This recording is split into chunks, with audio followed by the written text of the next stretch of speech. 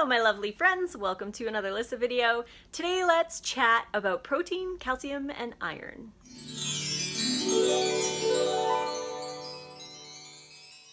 These are the top 3 nutrients that I'm always asked about as a raw vegan. Everybody always asks me, where do I get my protein? It's a classic question, but second and third place go to calcium and iron. And I wanted to talk about all 3 because you can actually get all 3 in similar foods, which is very interesting. Because we are told as children we need animal products for calcium, protein, and iron. We need eggs and cheese and dairy and yogurt and meat for protein. We need milk and cheese for calcium, and we need red meat or flesh for our iron. Unfortunately for the big meat industry, this is a myth. We don't actually need calcium, protein, and iron from animal products at all whatsoever. We can thrive on plant-based sources, and they are actually better sources than animal products. When it comes to iron, animal products have heme iron, which is blood iron, and it's not used the same way in your cells as plant iron is. Plant iron is regulated, and it's actually a lot healthier to be getting your iron from plant sources than it is to be getting from the animal sources.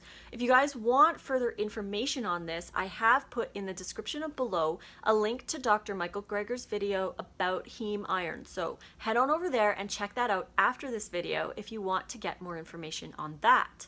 When it comes to protein, I get my protein from everything that I eat. There is protein in fruit, there's protein in greens, there's protein in sprouts, there's protein in nuts and seeds, there's protein in everything.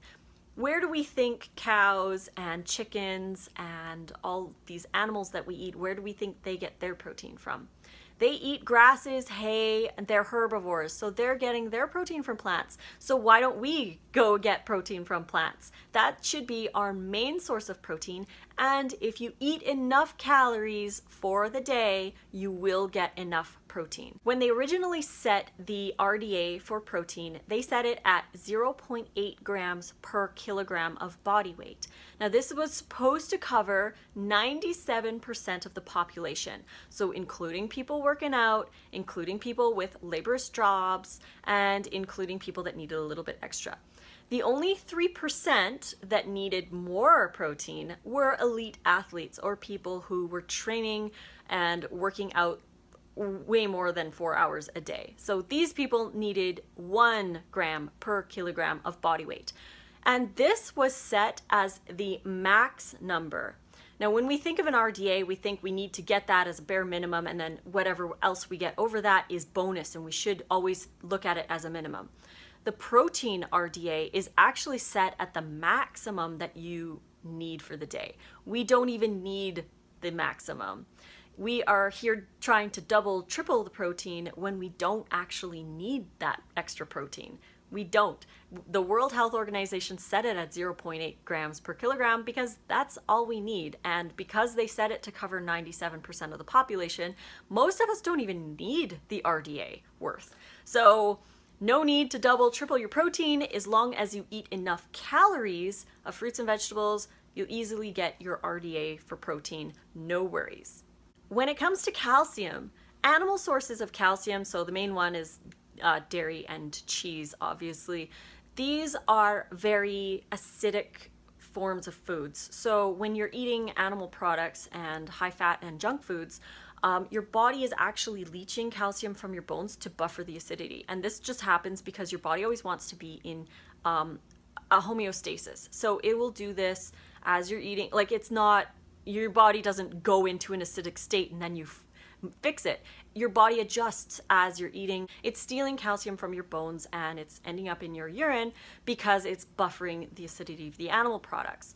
Now, according again to Dr. Michael Greger, I've watched a few of his videos on this and I can't find the video that says this, but he did say that vegans need less calcium than meat eaters do because they don't need to buffer that acidity. And all of the foods that they're eating are alkaline forming in the body, so we don't need to pull calcium from our bones the calcium that we eat in our foods is used to form bones. So if you're eating animal products and processed foods, you, yeah, sure need more calcium, but you're not actually using that calcium for your bones and your teeth. You're using it to buffer the acidity of your food, which kind of is counterproductive because calcium can, it can get into your bloodstream, calcify your blocked arteries, the cholesterol in your arteries, it can connect to, and that's why it's called calcification, because the calcium is in your bloodstream and it's filtered through your kidneys. So, all this excess calcium and excess protein is actually hard for your body to filter through. We want to be getting the majority of our nutrients, if not all of our nutrients, from plant sources. It's just so much better for your body. So now I'd like to go over the different kinds of foods that you can eat to get these 3 items. And the very interesting thing is that most of these foods are the same for all 3. So the first one is iron we'll go over. Iron is extremely high in leafy greens. Any of your dark leafy greens like spinach, chard, mustard greens, bok choy, all of those are going to have iron. To easily absorb plant iron, you want to also add some high vitamin C fruits and vegetables to your salad to help with the absorption of that iron. So things like red peppers, tomatoes, you could throw oranges in there, anything really. Most vegetables are higher in vitamin C, so you don't really have to think too much about it, but you can always add extra to those salads. Sprouted lentils are a great source of iron. Almonds and sesame seeds as well are good sources. If you want to add a little flavor to your banana and ice cream, you can add cacao because that has a little bit of iron in it. Apricots, grapes, dates, and prunes are good sources of iron as well.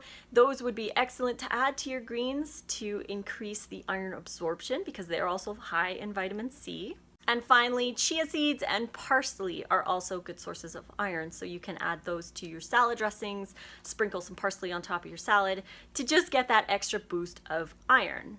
Next up, we have calcium, and ironically enough, calcium is found probably the highest in bok choy, spinach, chard, and dark leafy greens. So you're going to get both calcium and iron in your dark leafy greens. You can increase that to get those nutrients if you are looking for extra calcium in your diet. My personal preferences for calcium would be bok choy and mustard greens. Those are the 2 that I enjoy the most. They are also the 2 that have the highest content.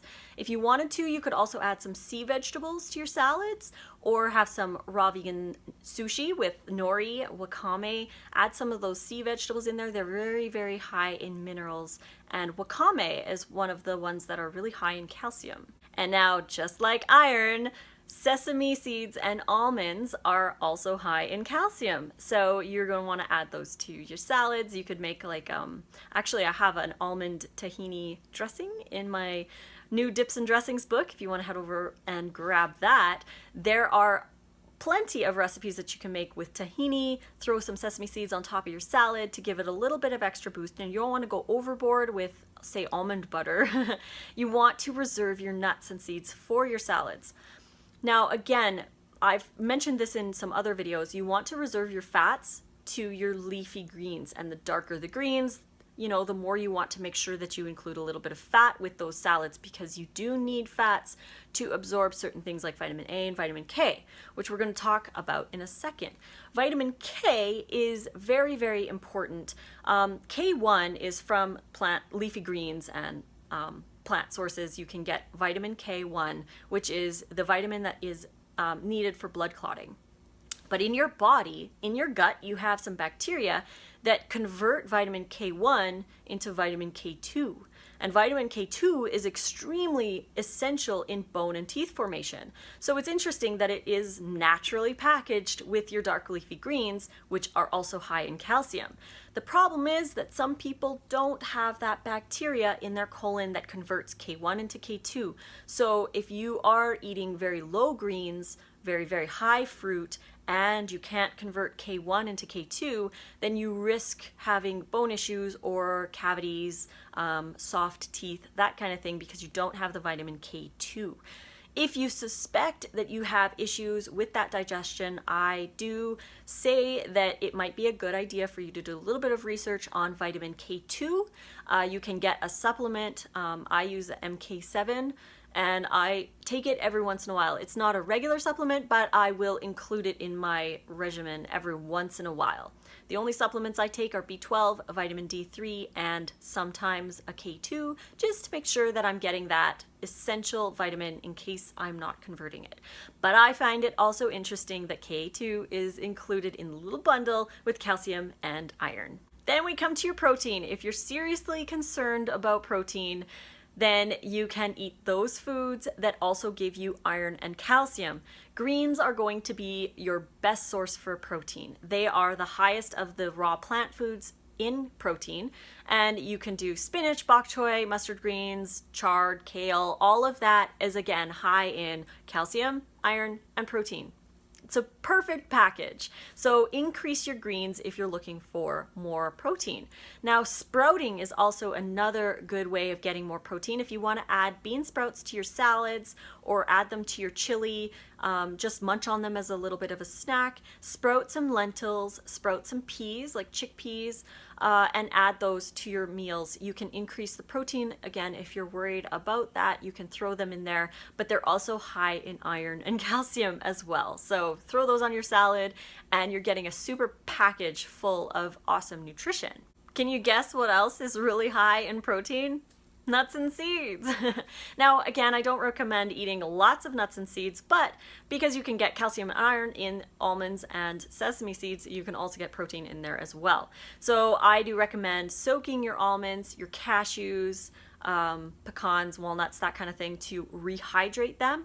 They're a lot easier to digest once they're rehydrated, and they are, again, high in protein. So you can make yourself a little salad with a nut-based dressing or seed-based dressing with chia or sesame, and throw it on a gigantic green salad with some bean sprouts, maybe a couple berries in there, or some red pepper, orange pieces, and have yourself a beautiful protein, calcium, and iron-filled salad.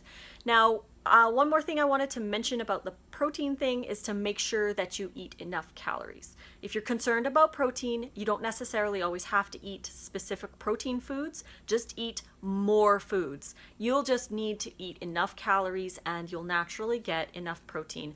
But again, if you're concerned, I hope this video helped you out. And if you liked it, please click like and subscribe to my channel to get notifications for more. You can find me on Facebook, Lissa's Raw Food Romance, on Instagram at Raw Food Romance, and over on Snapchat, Lissa Raw Vegan. So until the next video, guys, have that big, gigantic, delicious salad and fruit on.